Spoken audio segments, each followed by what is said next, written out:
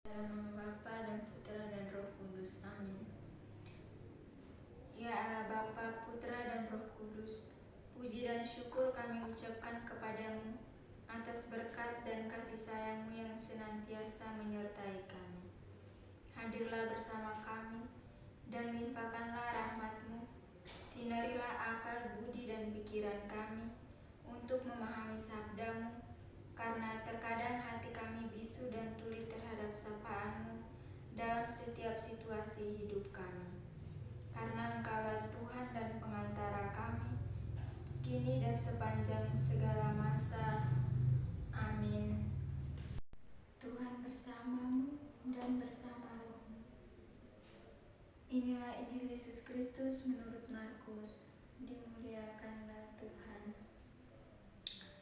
Injil Markus bab 7 ayat 31 sampai dengan 37. Kemudian Yesus meninggalkan pula daerah Tirus dan dengan melalui Sidon pergi ke Danau Galilea, di tengah-tengah daerah Dekapolis. Di situ orang membawa kepadanya seorang yang tuli dan yang gagap dan memohon kepadanya supaya ia meletakkan tangannya ke atas orang itu. Dan sesudah Yesus memisahkan dia dari orang banyak, sehingga mereka sendirian, ia memasukkan jarinya ke telinga orang itu, lalu ia meludah dan meraba lidah orang itu.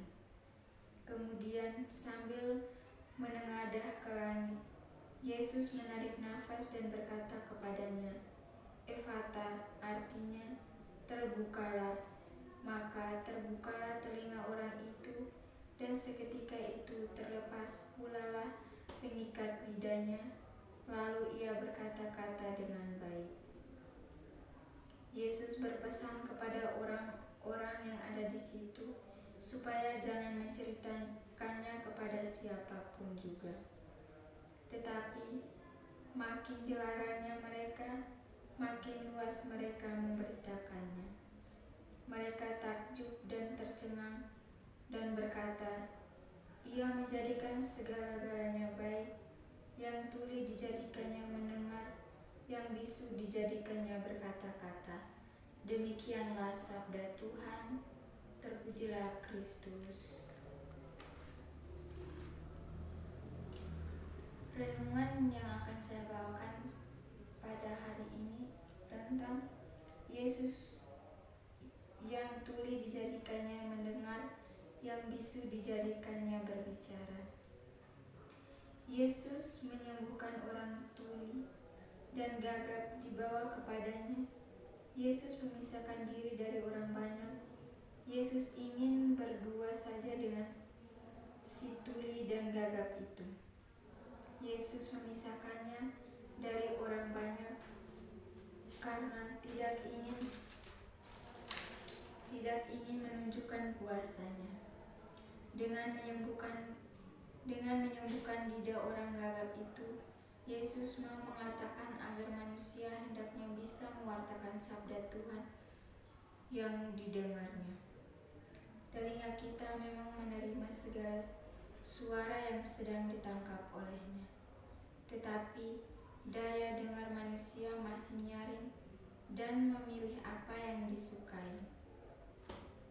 Kita hendaknya selalu siap untuk mewartakan karya dan kebaikan Tuhan yang kita lihat dengan kita dengar. Kita tidak boleh memendamnya dengan diri sendiri. Kita tidak boleh memendamnya untuk diri kita sendiri. Tindakan Tuhan Yesus dengan memakai lidah dan merabanya adalah untuk membangkitkan iman orang tuli dan gagap itu. Semoga. Marilah kita berdoa. Allah yang Maha Rahim, terima kasih untuk sapaan-Mu melalui sabda-Mu yang sudah kami renungkan. Ajarilah kami untuk selalu terbuka akan setiap sabda-Mu itu, terutama membuka mata hati dan telinga hati kami agar melalui sesama kami. Amin. Dalam nama Bapa dan Putra dan Roh Kudus. Amin.